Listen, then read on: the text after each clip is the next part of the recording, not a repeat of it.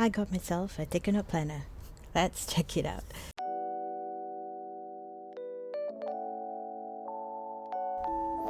Hey there, thank you so much for joining me on another vlog. My name is Mars, and here we are. We are unboxing the take a note planner that I just got for myself. So there are two versions here. What we're going to look at first is the 2024 regular planner in A5 size, and this is the English version. And not the Taiwanese version. If you're unaware, Take a Note Planner is actually a Taiwanese product, so it's all the way from Taiwan. And this is my first time buying this planner, so I'm really excited to dive in and have a feel and a sense of what this planner is all about. So I think what it boasts is that it's very minimalistic design. It's very simple structure layout, as you can see here for the year at a glance. They managed to put in the 2023 calendars as well as the 2025 calendar, and the rest is just the 2024 calendar. Now we move on to the tracker on the right, and I think what's very interesting about this part here is a glance at the entire month, and there's 2 rows there, and every column is the date as well as the day of that particular month. So I think it's interesting for you, let's say if you want to track your morning and your evening habits, you can do that for that particular tracker. So we move on to the vertical Gantt chart, or for myself I call it the yearly index page, because that's where I track my daily pages. Very similar to how Hobonichi does their index page as well, nothing different there. And we're also moving on to the monthly pages. So the monthly pages has the calendar in the middle, and there's ample space around the calendar, which is great for those of us who love to decorate our pages with stickers and washi tapes and all that. It also provides a lot of space for us to plan ahead, do our future log, or any kind of things that we want to do, like habit tracker whatsoever. I think it's just perfect for planning. Not only that, they've also included the first 3 months of the next year, so if there's any need for us to do some forward planning, it's perfect and it's easy. I love it. So what's different about this planner is that it shares 2 days on one page. So the first page that you can see here actually is just half a page is dedicated to the first day.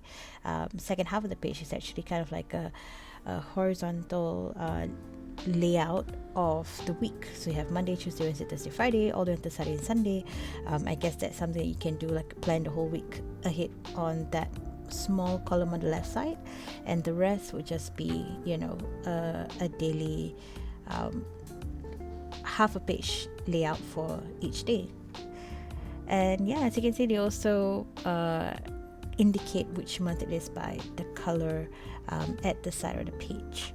And I think I just flip here to show you, or even for me, I was curious about it as well, like how do you then move into a new month.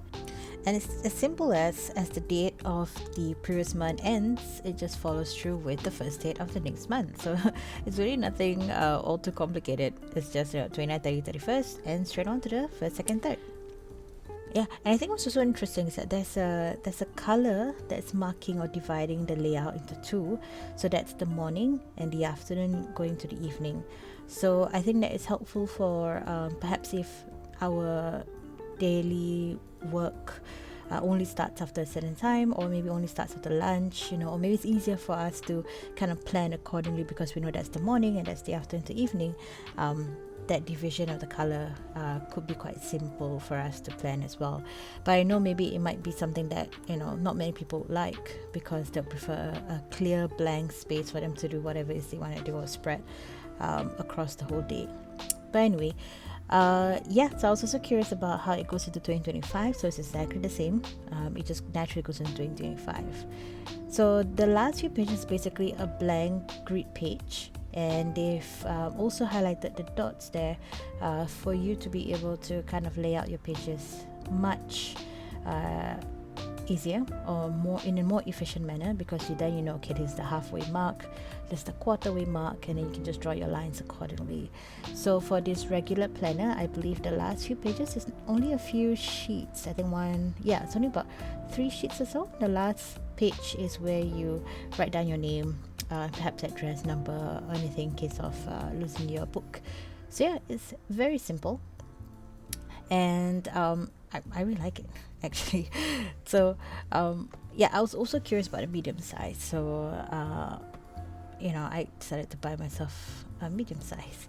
So I think one thing you should note is I've actually unboxed this on my own first. So actually, I think the boxes came with other things like a couple of plastic covering and name card, as well as a calendar bookmark, which I'll show you at the end of the video. But for the sake of this video, I think I removed all that and just wanted to show you the planners itself on its own.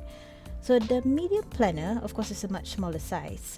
It's a B6 size, and basically this is called the medium weeks planner. So afterwards you will see how the layout is going to be like. But let's start first with the year at a glance. So here they do not have enough space to put in last year's. So it's only 2024 and no 2025 as well. And those are the tracker. It's different from the regular planner. One way that I can describe it is that it's structured in such a way that you can actually cross out the dates when you're done. So it's a kind of like a habit tracker for a specific category, and when you're done with it, you just scratch out the date that you completed that particular habit on. So now we move on to the vertical Gantt chart. It is similar as the regular planner, so we'll move on to the monthly. The calendar layout has a bigger space at the bottom but lesser space above the calendar, so that's something that is worth comparing afterwards, which I will do a very brief comparison because I was also quite curious on how different those two would be. So the major difference, of course, is the spread itself, or the layout of the weeks. So in regular, you know that it's 2 days in one page, whereas this is actually the whole week across 2 pages. And what's interesting is they have the dates printed on the left hand side, and they highlighted which dates are appearing on this weekly spread, so you kind of know okay, so for this particular spread it's for these dates or so. There's no timing here as well. It's all clean, and there are kind of visible darker lines at the top. That's on the top half of the page, and the bottom half of the page is kind of empty. So that's also interesting if, let's say, you want to divide the page into tasks of the day at the top, and or perhaps tasks of the day at the bottom. At the top is really the date, the timeline for that particular day, or your events on a particular day. So I think there's a lot of different ways that you can do this, which I really like as well. The pages at the back, similarly, they have the dots highlighting the midway point, the quarter, and so on and so forth. So it's easy for you to draw your lines or split the pages however you want to split it as well. So yeah, and that's a cool addition. And of course they have page numbers at the bottom right, so you can have a look at that. There are way many pages for the medium weeks as compared to the regular. So there's a lot of freedom to draw your own trackers, to write down notes at the back, and in this really handy dandy notebook. Alright, so now we're going to compare both. We're going to look at the medium weeks, and we're going to look at the regular planner. And at this stage I really do not know yet what I'm going to do with these planners, so I really want to fully understand the structure and the layout, and how helpful it will be for myself. So the first thing we'll compare is the yearly calendar at the start. So I think that's quite straightforward. The medium only shows 2024, whereas the regular has 2023, 24, and 25. And the tracker is different in the sense that for the regular, it's a checklist thing, whereas for the medium, you cross out the date. So that's the difference between both trackers. Apologies for the coughs. Next to the vertical planning Gantt chart, all similar, nothing much is different here except for the space at the bottom. So of course the regular, being bigger in size, has more space as compared to the medium. There is lesser space there. As for the calendar pages, as for the month pages, as you can see here, one difference is the medium actually showcases the lunar phases, so you can see the full moon and the new moon on the month, but for the regular there isn't any of that as well.